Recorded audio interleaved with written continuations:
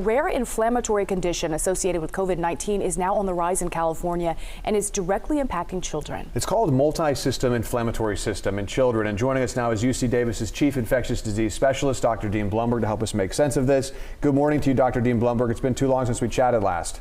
Yeah, good morning. How are you? We're doing well. So multi-system inflammatory syndrome, it kind of explains what it is. Multi-systems in the body are inflamed, but what exactly is it and why are we seeing it in kids? Yeah, so what happens is 2 to 4 weeks following acute infection with COVID, there's an immune response that goes a bit overboard and results in fever and a lot of other symptoms of inflammation, including rash, often gastrointestinal complaints, and really any of the body's organ systems. Dr. Blumberg, you and I have talked about MIS-C cases before in California. We did a story months ago about the uptick in cases. Let's talk about this recent uptick. It happened over the last 2 weeks in February. Why do you think these cases are kind of going up and down like they are? Well, we saw that with Omicron, the peak of the cases in California occurred at the end of January. And so we'd expect the MIS-C peak then to be about 2 to 4 weeks after that. And there's some delay with reporting and making the diagnosis. And so you'd expect that peak about a month later, the end of February.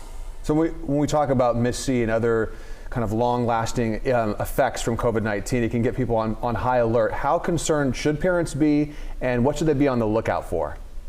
You know, I don't think parents are going to miss this because these children tend to be scary sick. They have fever, it doesn't go away. The children are feeling miserable. They'll often have rash, abdominal pain, vomiting, diarrhea, and other symptoms. So I think that parents will take them to medical attention, and then it's just making sure that healthcare professionals that we know to look for that and to treat it. Dr. Blumberg, let me get your opinion to weigh in on this. We have extensively covered the, the conversations and the feelings on both sides of wearing masks in schools. How much do you think that is going to play in or is already playing into these cases that we're seeing now, kids going back to classes and having their mask or even not having their mask on? Well, we know that masks are very effective at preventing infection. Standard surgical masks reduce infection by 70%. And even the cloth masks reduce infection by about 50%. So especially for children who aren't eligible for vaccination or aren't vaccinated, I think masks are really the primary way to prevent infection. But vaccination definitely is the first line of defense, and then masks work also. Right now, though, we're 95% decrease in terms of the number of cases we're seeing from the peak of Omicron, so there's a lower risk of transmission at this point. Now that we're approaching or in the endemic phase where this is going to be with us for years to come, how much more masking in the future do you see? You know, I think it's going to be a personal choice, and people might opt to do that when there are increased rates of transmission. So that if people are vaccinated or have had previous infection, then breakthrough infections are likely to be mild and not result in severe disease.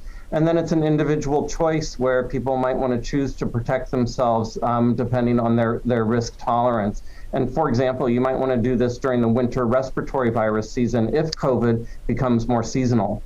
Dr. Dean Blumberg, always a pleasure to talk to you. We always appreciate your perspective, especially on these matters. Thanks so much for joining us this morning. Thank you.